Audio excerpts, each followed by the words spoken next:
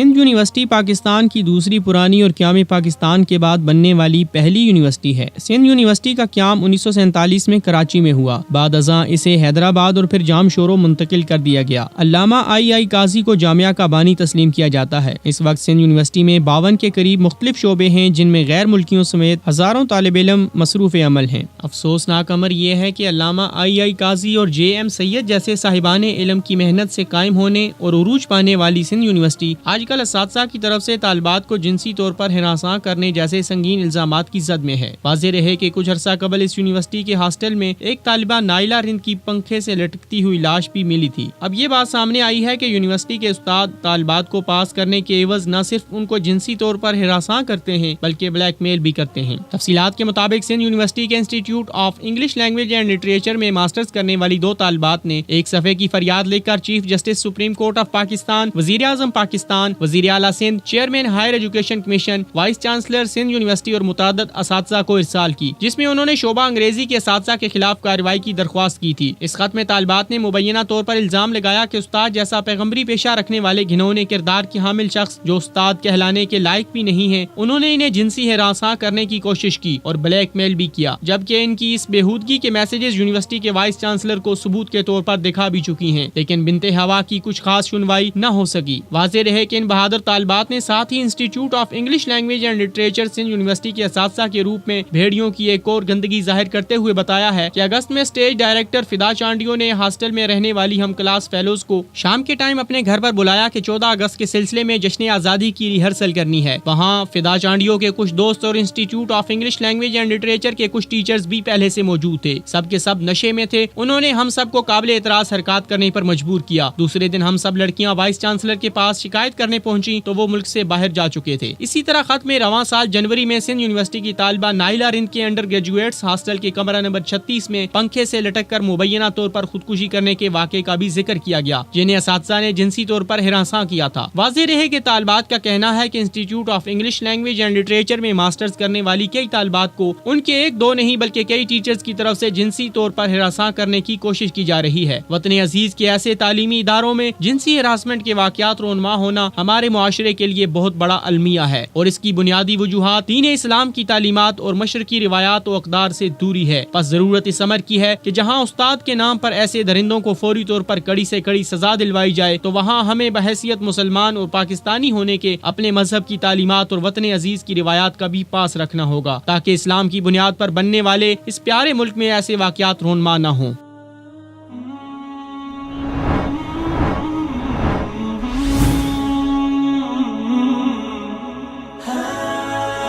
دنیائے اردو کا درخشاں ستارہ وصال اردو۔